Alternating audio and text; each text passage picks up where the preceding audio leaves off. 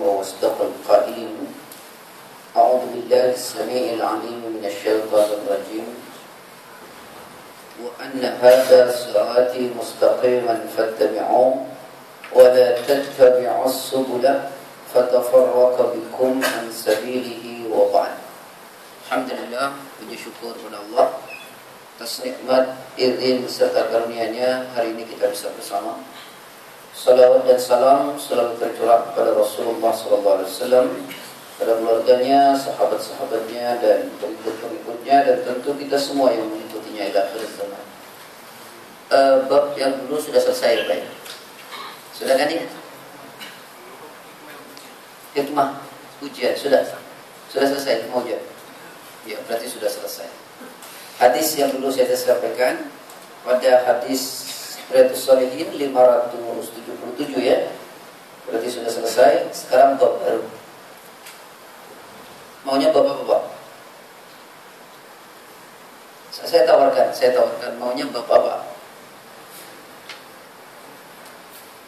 Pak, Bang ngantuk. Mau bidang apa?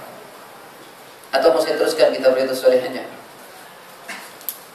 Atau mau materi pergerakan? Terserah antum untuk sementara ini. Silakan nanti.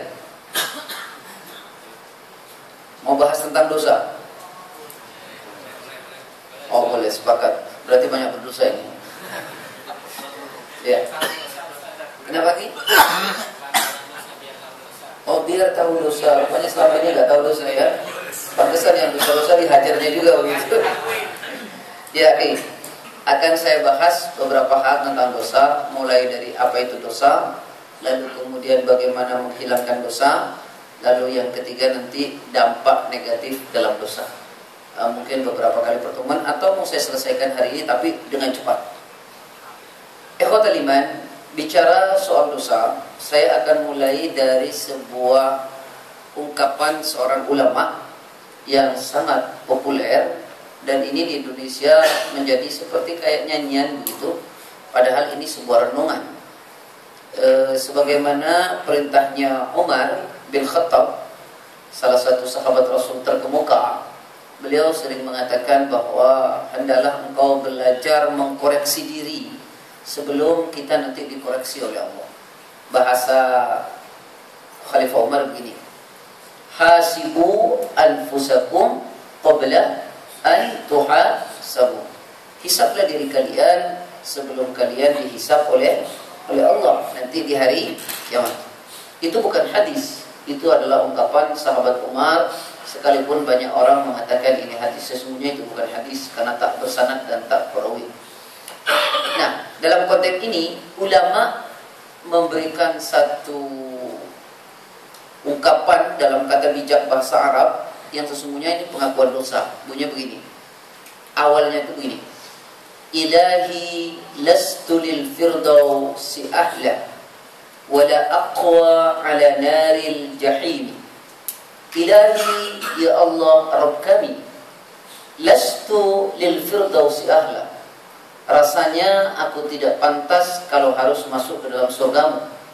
Kenapa merasa tidak pantas? Karena merasa dosanya banyak. Bapak merasa pantas atau tidak, Pak? Pak, merasa pantas atau tidak?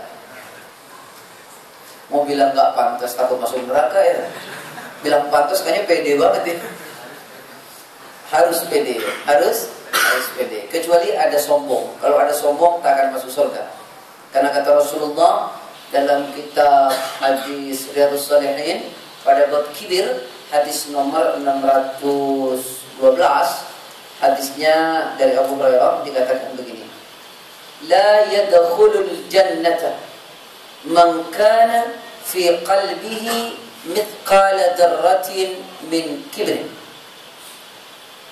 Wa kana ar-rajul yaqul inna ar-rajula yuhibbu an yakuna thawbuhu hasanan wa na'luhu hasanatan.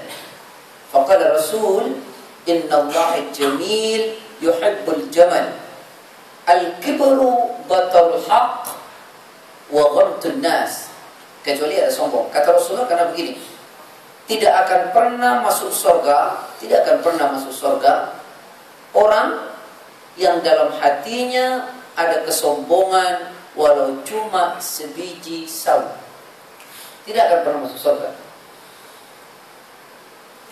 Nanti antum cek dalam kitab Riyadhus Shalihin, hadis nomor 112. Hadis ini sahih. Lalu kemudian ketika Rasul mengatakan tidak akan pernah masuk surga orang yang dalam hatinya ada kesombongan walau cuma sebiji sawi. Lalu sahabat bertanya. Kata sahabat, "Innar rajula yuhibbu ay yakuna thawbuhu hasanan wa na'luhu hasanatan." Ya Rasulullah, bagaimana kalau ada seseorang senang berpakaian bagus dan beralas kaki bagus? Apakah itu masuk sombong? Pak, kira-kira jawabannya gimana, Pak? Masuk sombong atau tidak, Pak? Yakin betul tentu? Iya. Jawaban Rasulullah ternyata begini. Innallaha jamil yuhibbul jamal. Kata Rasulullah, saudaraku, Allah itu indah dan sangat menyukai keindahan.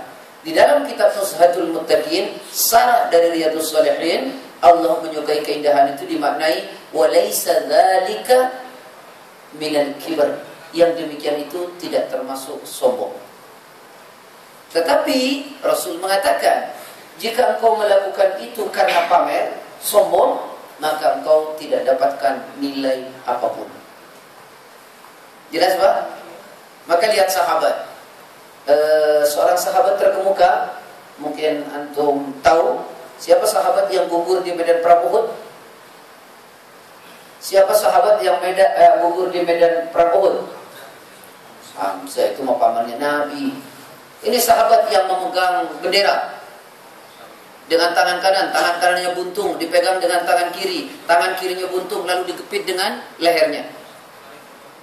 Siapa? Yang bisa boleh pulang, Pak? Wah, kacau juga sarah sirah ini. Kalau gitu saya ngajar sirah aja, Pak. Seru, Pak. Sirah itu bentuknya cerita, tapi asik. Namanya sahabat Mus'ab bin Umair. Siapa, Pak? Mus'ab bin Umair. Mus'ab bin Umair itu, Pak, orangnya gagah, ganteng, dan pakaiannya selalu necis. Nah, ini berkenaan dengan pakaian. Pakaiannya selalu necis. Karena Mus'ab bin Umair ini adalah dari kalangan orang kaya. Jadi orang tuanya tuh kaya sekali, sehingga dia berpakaian selalu necis. Sehingga wanita-wanita Arab waktu itu kalau melihat Mus'ab bin Umair itu kayak terkesima gitu. Luar biasa. Nah, luar biasanya ketika dia mengenal Rasul dan dia masuk Islam, diusir sama keluarganya. Sehingga semua fasilitasnya itu di stop. Kalau sekarang mungkin kartu kreditnya ditarik gitu ya, kemudian ATM-nya di stop gitu. Sampai-sampai sahabat, Pak, sahabat yang lain yang tadinya terkagum-kagum melihat Mus'ab bin Umair dengan pakaian yang bagus, dia malu untuk melihat Mus'ab bin Umair. Kenapa? Karena jubahnya itu sudah kumuh, lalu penuh dengan tambalan. Itu luar biasa. Dia bisa tinggalkan itu hanya karena keimanan. Karena orang tuanya tidak mau dia masuk Islam. Sehingga ibunya itu bersumpah begini, saya tidak akan makan, tidak akan mandi sampai saya mati kalau Mus'ab bin Umair tidak mau kembali ke ajaran lama. Maksudnya ajaran nenek moyang. Dia umumkan agar Mus'ab bin Umair itu terketuk agar kembali gitu. Karena orang tuanya tidak mau makan. Didengar oleh Mus'ab bin Umair, orang tuanya itu berjemur, Pak. Dia tidak mandi, lalu dihampiri oleh Mus'ab bin Umair, wahai bundaku, seandainya engkau punya nyawa 3, lalu 1 hilang di hadapanku, yang kedua hilang di hadapanku, yang ketiga juga hilang di hadapanku, maka aku tak akan pernah meninggalkan agama Rasulullah Sallallahu Alaihi Wasallam. Bahkan, Pak, meninggalnya Mus'ab bin Umair itu adalah salah satu sahabat yang kain kafannya kurang panjang. Ditarik ke bawah, atasnya nggak kebagian. Ditarik atas, bawah nggak kebagian. Itu sahabat Mus'ab bin Umair.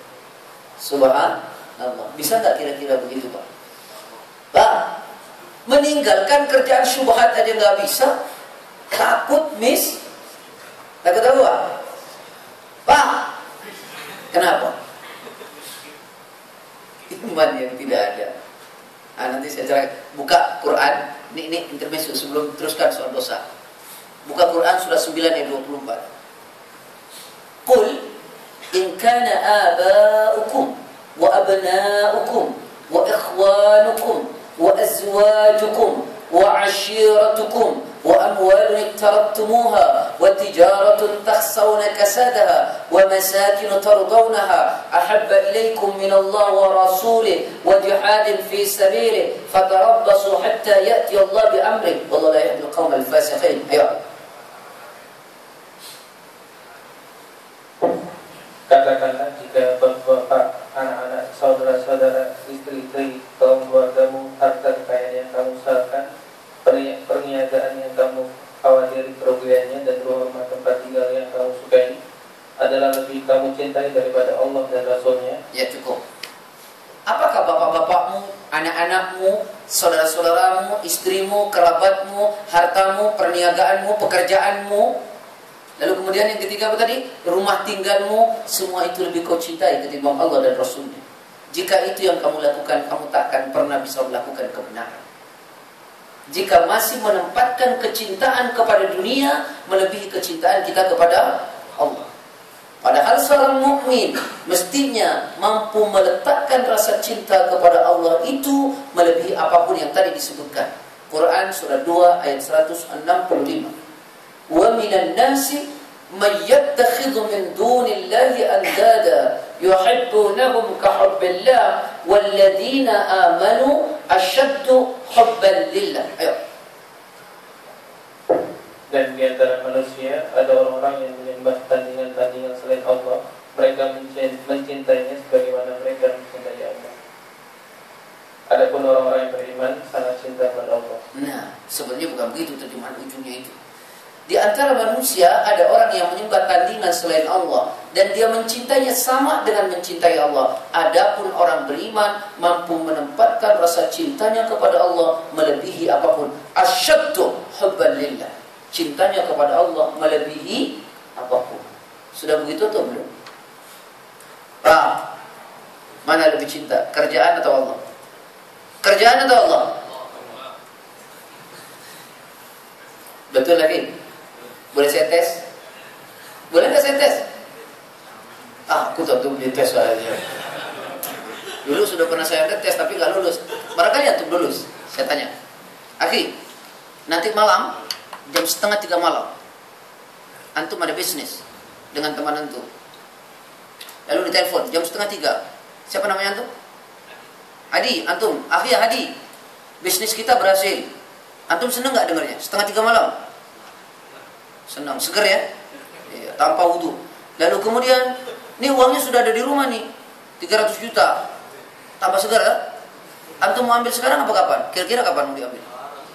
Besok. Tapi enggak besok, enggak sampai pagi. Cuma sampai pagi enggak bisa tidur. Itu urusan dunia ya. Lalu kemudian 2:30, Allah bilang pada surat 17 ayat 79, surat 25 ayat 64, surat 73 ayat 1 sampai 6, surat 76 1 sampai 3. Alladzina yabituna lirabbihim sujadan wa qiyama, hamba yang melewati malamnya dengan sujud dan berdiri di hadapan Rabbnya. Wa minal laili fatahajjat bihi nafilatan laka asa ayyabaka rabbuka maqaman mahmuda. Pada sebagian malam hendaklah kau tahajud sebagai ibadah tambahan bagimu agar engkau mendapatkan posisi terpuji di hadapan Allah. Ya ayyuhal muddatsir qum fa'andir, hai orang yang berselimut bangun untuk salat. Kira-kira jawabannya harus jujur. Kalau enggak masuk neraka. Ya, kalau bohong masuk neraka kan, betul kan? Nah, saya cuma mau tanya, jawabannya kira-kira mana antum lebih segar dengar 300 juta atau panggilan Allah tahajud? Nggak usah dijawab daripada bohong. Ini coba antum merenungkan itu. Lebih cinta siapa? Allah, bahasa kita. Wah, meninggalkan kerjaan subhan aja nggak bisa kok. Ya sudah, ikhwatal iman, kembali. Aku tak pantas masuk ke dalam surgamu. Tapi yang katakan, wala aku ala nar jahim. Tapi juga aku tidak akan sanggup ya Allah jika harus masuk ke neraka. Tidak akan sanggup.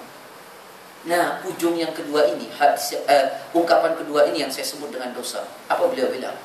Wa umrina qisun fi kulli yawmin wa dhanbi zaidun kaifa ihtimal. Wa umrina qisun fi kulli yawmin. Ya Allah, umurku ini makin hari makin berkurang. Pak, saya tanya, Betul atau tidak umur kita makin hari makin berkurang? Berkurang atau bertambah? Berkurang. Kalau berkurang kira-kira berulang atau hilang? Hilang. Berarti orang yang selalu bilang ulang tahun itu salah. Yang benar hilang tahun. Jadi besok jangan ulang tahunan, tapi hilang tahunan. Karena tahun tidak pernah berulang. Loh, antum ketawa, ini yang benar. Saya baru bilang bahasanya saja, belum lagi peringatannya. Kalau peringatannya jelas salah itu. Karena kata Rasulullah SAW, "Man tashabbaha biqaumin fahuwa minhum." Jika engkau menyerupai kebiasaan orang di luar Islam, maka engkau bagian daripada mereka. Kira-kira ulang tahun itu kebiasaan orang Islam atau Yahudi atau Nasrani? Yahudi atau Nasrani? Kenapa suka kita ulang tahunan? Pak, berhenti. Jangan lagi ulang tahun. Ulang tahunan itu selain tasyabbuh, bodoh gitu. Saya ini orang Madura, Pak. Bukan tukang besi tua ya. Bukan Madura, mesti tukang besi tua. Antum senang betul kalau mina Ustaz. Kalau memojokkan Ustaz. Ya Allah. Akhi, di Madura, katanya orang Madura itu bodoh-bodoh. Madura saya, tapi bukan Madura yang bapak-bapak ya. Di Madura itu sebodoh-bodohnya orang kampung saya. Kalau listrik ini mati, baru kita nyalakan lilin. Itu orang Madura. Nanti kalau listriknya sudah nyala, lilinnya baru kita matikan. Itu orang Madura bodoh-bodoh. Coba bandingkan sama kita orang Jakarta. Listrik nyala, orang banyak, lilin dinyalain. Tidak cukup 1, 3, 4, 5. Lucunya lebih bodoh lagi, tatakannya nggak pakai piring, pakai kue. Betul nggak?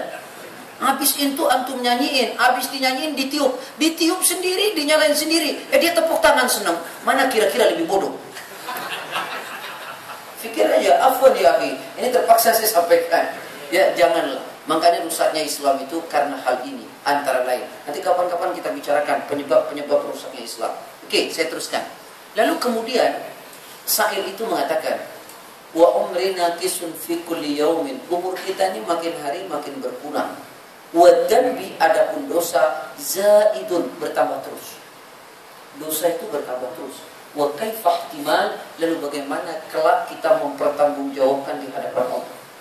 Umur kita makin berkurang, dosa kita makin banyak. Tiap hari akhi, tak ada dosa yang tidak kita kerjakan. Hampir setiap hari. Ada dosa mata, dosa telinga, perbuatan, bahkan perasaan. Nah, konteks itu saya ingin sampaikan. Tapi tolong antum renungkan. Akhi, bapak, orang baik itu Pak, orang baik bukan orang yang tidak pernah berbuat dosa, Pak. Karena itu tidak ada. Orang baik itu orang yang sadar kalau dia pernah berbuat dosa. Saya ulangi, orang baik bukanlah orang yang tidak pernah berbuat dosa. Tetapi orang baik itu orang yang sadar kalau dia pernah berbuat dosa. Jangankan kita, para nabi saja berdosa. Itu nabi, apalagi kita. Bapak tahu Nabi Adam? Tahu atau tidak? Tahu atau tidak? Dari mana tahu? Mengerti ya? Dari Quran. Antum lihat di dalam Al-Quran, ketika Allah mengatakan, "Wala taqraba hadhihi syajarata fatakuna minadh dhalimin." Wahai Adam dan Hawa, jangan sekali-kali engkau mendekati pohon ini. Nanti engkau termasuk orang yang dhalim. Nanti engkau termasuk orang yang dhalim. Gak boleh oleh Allah, itu di surga. Bisikan setan yang begitu sangat kuat yang digambarkan dalam surat Thaha 120 menjadikan Adam dan Hawa mendekati pohon itu. Kesalahan atau bukan? Kesalahan atau bukan? Melanggar perintah Allah. Melanggar perintah Allah untuk tidak mendekati larangan Allah, dia langgar. Maka apa yang terjadi? Kekeliruan dan dosa pada Nabi Adam. Tapi bagaimana Nabi Adam menyadari dosanya itu? Dengan ungkapan yang selalu menjadi doa harian kita. Rabbana zalamna anfusana wa illam taghfir lana wa tarhamna lanakunanna minal khasirin. Nabi Adam bersalah, cuma dia menyadari kesalahan dan kekeliruannya. Rabbana, ya Allah Rabb kami, zalamna, sungguh kami telah menzalimi diri kami ya Allah, berbuat dosa ya Allah. Wa illam taghfir lana, sekiranya Engkau tidak mengampuni dosa kami ya Allah, lanakunanna minal khasirin, niscaya kami termasuk orang yang rugi. Pak, begitu hebatnya setan menggelincirkan manusia. Nabi Adam saja bisa digelincirkan, apalagi kita. Makanya lihat dalam Quran, setan itu akan membisikkan setiap dosa menjadi indah. Buka Quran surat Al-Hijr ayat 39. Surat Al-Hijr. Ayo, dibuka, jangan dipandang Quran. Bingung kalau sudah disebut nama surat. Nomor 15 akhi. Untuk lihat indeks dulu ya. Surat nomor 15 ayat 39. Pak, kan kemarin sudah saya sampaikan, kalau ngaji bawa. Kenapa belum bawa? Sudah hafal ya? Alhamdulillah. Emang jemaah Lembang itu luar biasa. Ya, silakan. Ayat 39. Iblis berkata, ya Tuhanku, oleh sebab Engkau telah memutuskan bahwa aku sesat, pasti Engkau akan menjadikan mereka memandang baik perbuatan maksiat di muka bumi, dan pasti aku akan menyesatkan mereka semuanya. Coba perhatikan, Pak. Iblis berkata, ya Allah, oleh karena Engkau telah menempatkan aku ini sesat, maka akan aku jadikan pada pandangan manusia setiap perbuatan dosa terasa indah. Perbuatan dosa terasa indah. Betul atau tidak? Sekarang mau saya tanya, antum ngaji nih cuma sejam, ada ngantuk atau tidak? Kadang-kadang ngantuk. Bahkan posisi kaki bisa berubah 7 kali. Ya afwan ini jujur aja lah ya. Silap begini lagi selonjor, afwan ya. Walaupun itu tidak apa-apa. Ini karena kebaikan. Coba antum nonton bola. Apalagi yang antum dukung kalah, kayaknya cepat itu. Coba antum nonton apa saja lah. Yang antum senang yang berbau dosa, itu terasa cepat. Tapi ngaji yang sebentar terasa lama. Kata Allah, oleh karena Engkau telah mengatakan aku sesat, kata iblis, maka akan aku jadikan setiap perbuatan dosa terasa indah. Bapak-bapak, selingkuh dosa atau bukan? Dosa atau tidak? Kalau poligami, kenceng betul itu. Poligami tidak dosa, tapi selingkuh dibilang indah. Maka ada bahasa orang-orang sekarang, selingkuh, selingan indah, keluarga utuh katanya. Selingan indah, coba bayangkan. Padahal itu dosa semua itu. Nah ini loh. Jadi perbuatan dosa itu Nabi Adam. Sekarang mari kita lihat Nabi Yunus alaihissalam. Nabi Adam tahu, Nabi Yunus tahu juga lah ya. Di mana Quran? Di surat Toha ya. Nabi Yunus itu begini Pak. Beliau berdakwah di negerinya berpuluh-puluh tahun. Yang beriman itu sedikit Pak, yang membenci begitu banyak. Sehingga satu ketika Nabi Yunus meminta kepada Allah, ya Allah, izinkan aku keluar dari negeri ini untuk berdakwah di negeri lain, karena di negeri ini gak nambah-nambah yang beriman, yang benci makin banyak. Apa Allah jawab? Baik, tapi tunggu 40 hari. Ini terangkan nanti dalam surat Toha. Tunggu 40 hari. Maka Nabi Yunus bergembira. 1, 2, 3, 20, 30 beliau ikuti. Hari ke-38 beliau mulai memasang akal. Kalau 38 hari saja yang beriman tidak nambah, apalagi cuma tinggal 2 hari. Mulai dengan pakai akal. Putus asa mulai timbul. Akhirnya beliau keluar dari negerinya bersama pengikutnya. Pada hari ke-39 negeri itu dilanda badai yang sangat luar biasa, bencana. Maka banyak orang yang mau beriman, tapi Nabi Yunus sudah tidak ada. Hari ke-40 makin dahsyat bencana itu, dan yang mau beriman makin banyak, tapi Nabi Yunusnya tidak ada. Dalam sejarah di Al-Quran diterangkan, Nabi Yunus berjalan sehingga dia masuk ke Bahtera begitu, pakai kapal dengan kelompoknya. Kapalnya itu diterjang ombak yang begitu dahsyat, sehingga diputuskan seluruh bawaan-bawaan itu harus dicebur, dikeluarkan agar kapal ini menjadi stabil. Tapi tetap saja setelah dibuang, tetap saja lalu kemudian harus ada di antara kita yang nyebur ke laut berkorban. agar kapal ini tidak oleng. Maka tentu tidak ada yang mau. Bapak mau nggak kira-kira kalau begitu, Pak? Ada yang mati begitu. Maka sejarah orang mau mati itu yang pertama adalah Nabi Ismail. Itu yang pertama. Dalam surat As-Saffat. Falamma balagha ma'ahu as-sa'ya ya bunayya inni ara fil manam anni adbahuka fanzur madza tara. Ya abati fa'al ma tu'mar. Satajiduni insyaallah minas sabirin. Dia enggak berpikir, wahai ayahandaku, lakukan. Tapi saat itu tidak ada yang mau. Akhirnya apa yang terjadi? Nabi Yunuslah yang loncat. Dalam riwayat, Nabi Yunus ditelan oleh ikan dan ditelan, bukan dimakan. Kalau dimakan kan dikunyah, ditelan. Dalam kegelapan ikan dan itulah Nabi Yunus menyadari akan kekeliruannya, telah berputus asa dan bersuudzon dengan janji Allah. Lalu dia menyadari kekeliruannya dengan ungkapan La ilaha illa anta subhanaka inni kuntu minadh dhalimin. La ilaha illa anta, tidak ada ilah kecuali Engkau ya Allah. Subhanaka, maha suci Engkau ya Allah. Inni kuntu minadh dhalimin, sungguh aku ini termasuk orang yang zalim. Nabi Yunus bersalah, tapi disadari kesalahannya. Sekarang mari kita lihat Nabi yang lain. Nabi Muhammad pernah bersalah atau tidak? Pak, nggak berani bilang Nabi bersalah. Nabi itu maksum. Apa artinya maksum? Terpelihara. Tapi satu ketika, Pak, satu ketika Nabi Muhammad sedang memberikan penjelasan. Antum lihat nanti dalam kitab Ibnu Katsir ketika beliau menafsirkan surat 80. Ketika beliau memberikan penjelasan pada pembesar kafir Quraisy dengan harapan orang ini mendapatkan hidayah. Pembesar itu, kalau dia dapat hidayah, maka yang lain menjadi gampang. Asik Nabi memberikan penjelasan kepada pembesar kafir Quraisy. Lalu datanglah orang yang tidak dianggap, namanya Abdullah bin Ummi Maktum. Buta. Orang buta. Nabi bermuka masam ketika datang Abdullah bin Ummi Maktum.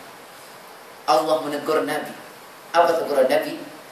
Abasa wa tawalla an ja'ahul a'ma. Ini teguran Nabi. Nabi pun pernah keliru. Apalagi kita. Nah, kalau demikian, Pak, ayo kita rumuskan. Orang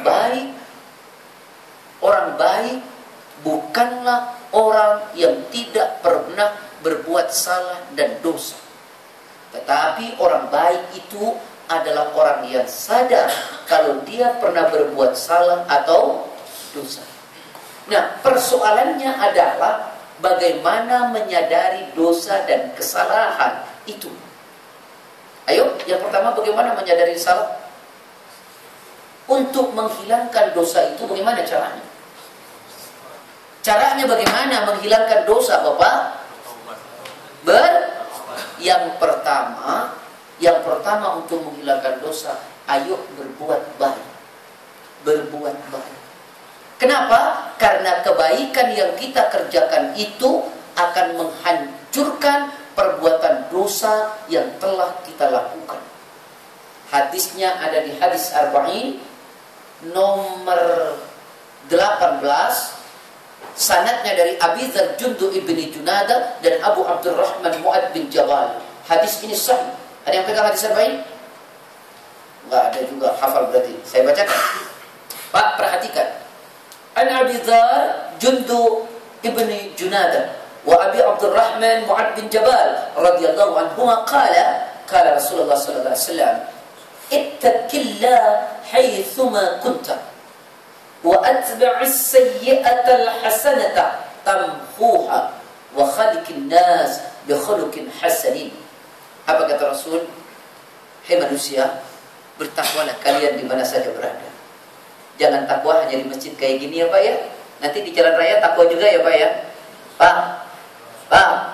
Iya. Ya, ketika memprov nasabah juga takwa ya Pak ya. Ya Pak ya. Iya. Jangan banyak-banyak juga. Lalu kemudian kata Rasul, ikutilah setiap perbuatan jelekmu, ikutilah setiap perbuatan jelekmu, artinya dosamu, dengan perbuatan baik. Karena perbuatan baik itu akan menghapus kejelekan-kejelekan yang telah kamu lakukan. Hadis Arba'in nomor 18. Kitab itu ditulis oleh Imam Nawawi, hadisnya sanadnya dari Abi Dzar Jundub bin Junadah.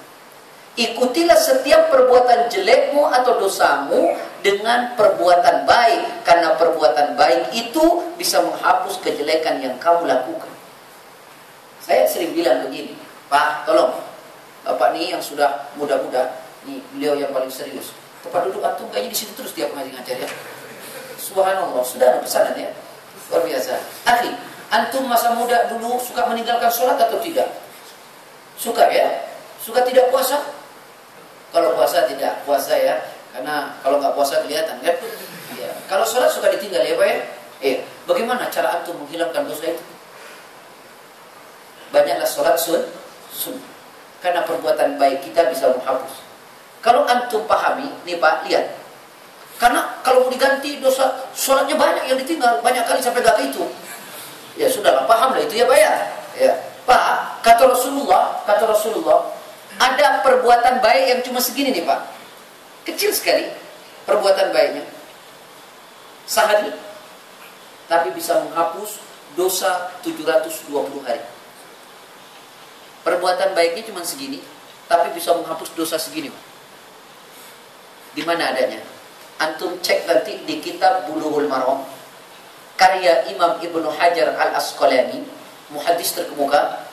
Pada bab saum tatawwu, hadis pertama pada bab itu sanadnya dari Abi Qatadah Al-Ansari, perawinya Imam Muslim, dan hadis ini sahih ditakhrij oleh Syalbani. Bunyinya begini. An Abi Qatadah Al-Ansari radhiyallahu anhu qala anna an-nabiy sallallahu alaihi wasallam su'ila an saumi Arafah.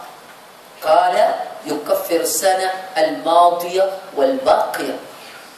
وسئل النبي عن صوم عاشوراء فقال يكفر السنة الماضية.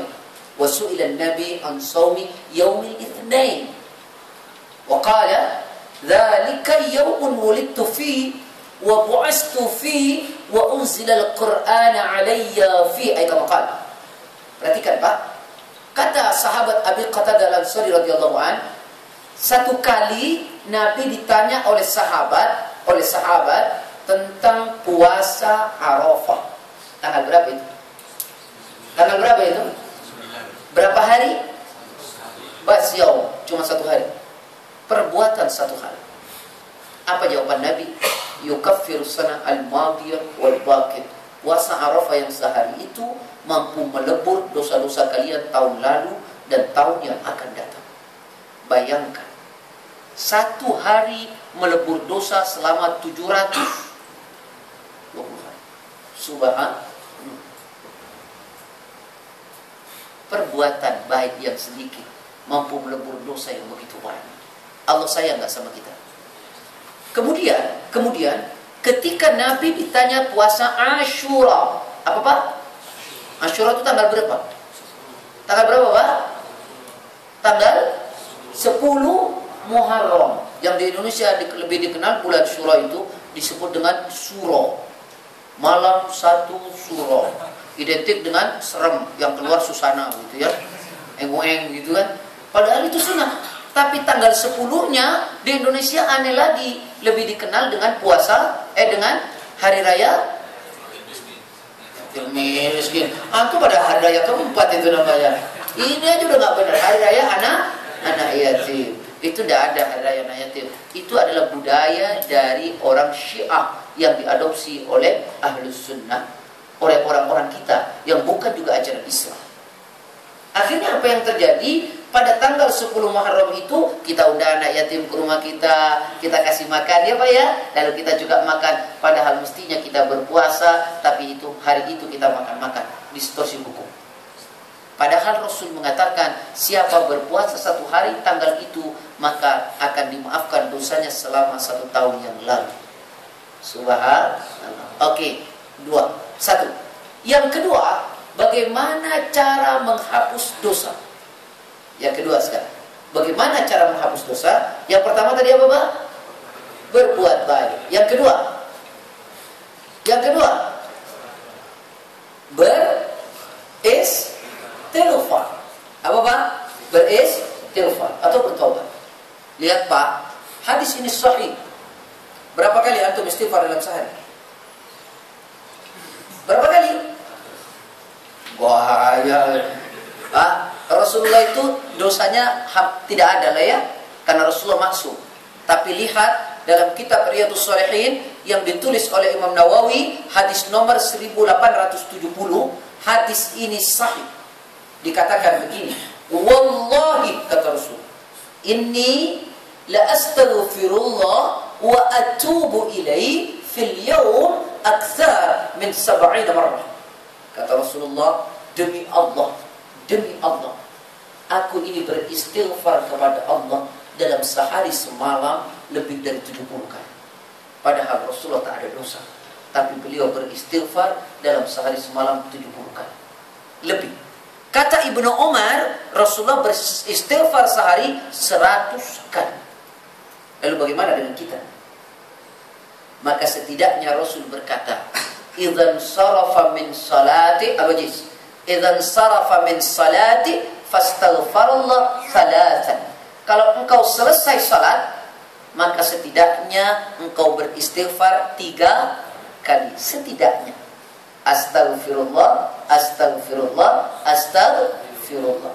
Summa yaqul, lalu kemudian berdoa, Allahumma antas salam wa minkas salam tabarakta ya dzal jalali wal ikram. Itu redaksi aslinya sebelum ditambahin nama orang.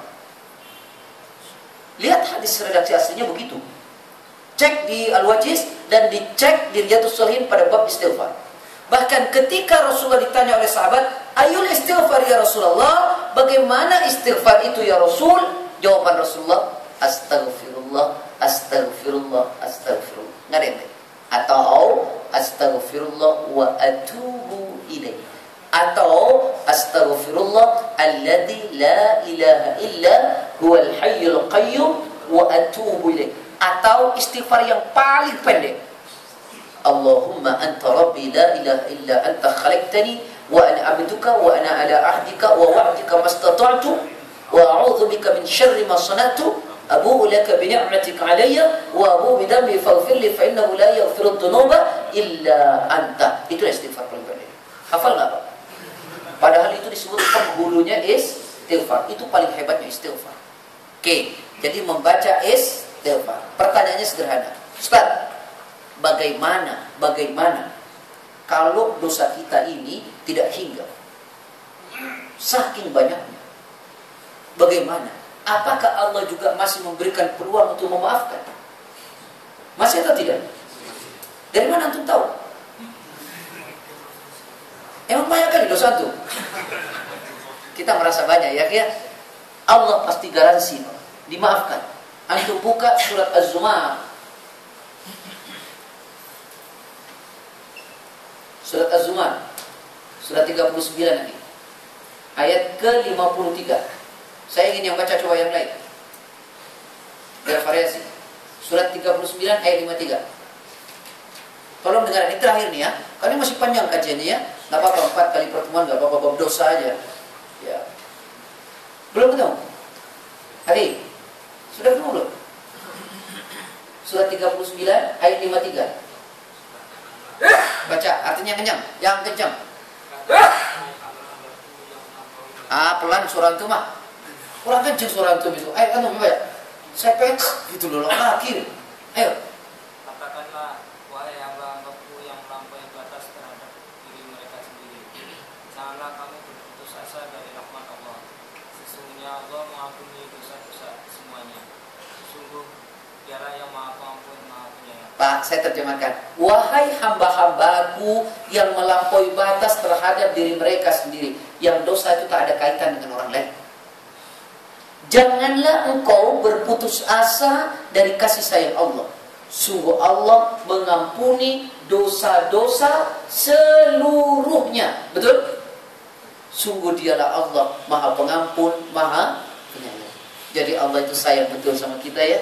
Iya Pak, karena waktunya habis. Nanti cek dalam hadis-hadis tentang Allah akan memaafkan. Hadis Arba'in nomor 42 dari Anas bin Malik riwayat Imam Tirmidzi. Hadis Riyadhus Shalihin 1870.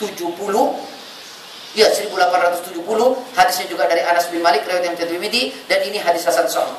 Dan pada kitab Sunan Tirmidzi halaman 361. Nanti akan cek itu, nanti akan saya terangkan pada bulan yang akan datang. Insya Allah. Sekarang sudah jam 1. Waktunya sudah habis.